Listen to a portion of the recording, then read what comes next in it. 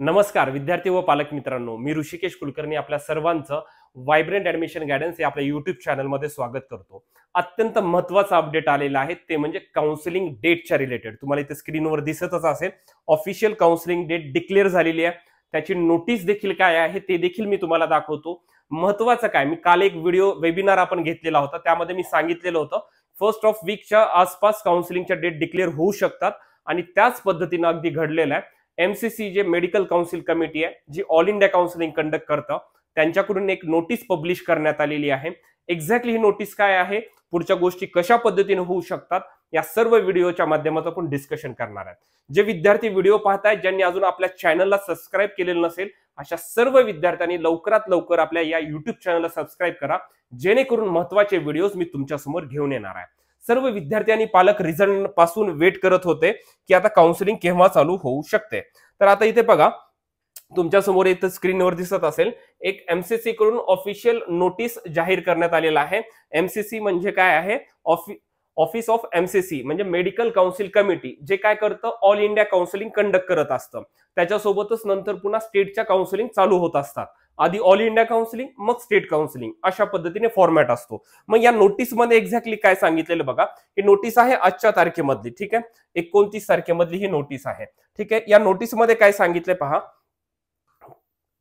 Kind attention candidates, बघा याच्यामध्ये काय सांगितलं एक्झॅक्टली, सर्वांना दिसत असेल, it is hereby inform that the NEET UG counselling for the academic session 2024 is expected to commence tentatively from 14th of August 2024, म्हणजे 14 August पासून आपलं एक्झॅक्टली राऊंड वाईज प्रोसिजरला चालू होऊ शकेल असं त्यांनी सांगितलं। इट इज एक्सपेक्टेड आणि हे टेंटेटिव्हली, मे बी याच्यात चेंजेस होऊ शकतात, पण मोस्ट प्रोबॅबिलिटी असं सुरूच होईल याची आपल्याला निश्चितता मात्र आहे।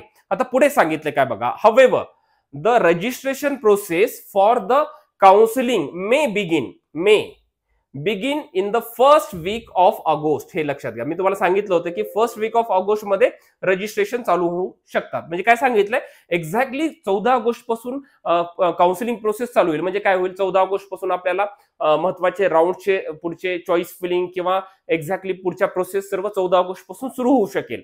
परंतु त्याच्या आधी काय सांगितलेले, रजिस्ट्रेशन, जे की विद्यार्थ्यांचे रजिस्ट्रेशन असतात, फॉर्म भरायची गोष्टी असतात, हे केव्हापासून process for the counselling may begin in the first week of August, म्हणजे ऑगस्टच्या पहिल्या आठवड्यामध्ये हे सुरू होऊ शकेल। मे बी ह्याच्यामध्ये थोडंसं डेट्स मागे पुढे थोड्या होऊ शकतील, पण ऑगस्टच्या पहिल्या आठवड्यामध्ये मात्र एक रजिस्ट्रेशन ऑल इंडिया काउन्सिलिंगचे सुरू होण्याची जास्त शक्यता आहे।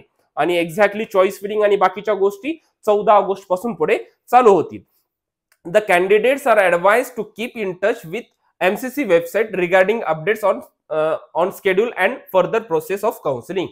म्हणजे काय सांगितलंय की या वेबसाईटच्या टच मध्ये विद्यार्थ्यांनी राहावं, पुढचे अपडेट्स मिळत जातील तुम्हाला। थोडक्यामध्ये काय आहे, 14 ऑगस्ट पासून एक्झॅक्टली पुढचे राऊंड चालू होऊ शकतात एमसीसी ऑल इंडिया काउन्सिलिंगचे, आणि यासाठी विद्यार्थ्यांना रजिस्ट्रेशन करावं लागतं। हे रजिस्ट्रेशन ऑगस्टच्या पहिल्या आठवड्यामध्ये सुरू होऊ शकतील, म्हणजे साधारणतः 5-6 ऑगस्टच्या। कारण की अजून सध्या एक लक्षात घ्या, अजून सध्या पीडब्ल्यूडी विद्यार्थ्यासाठी नोटिफिकेशन आलं नाहीये।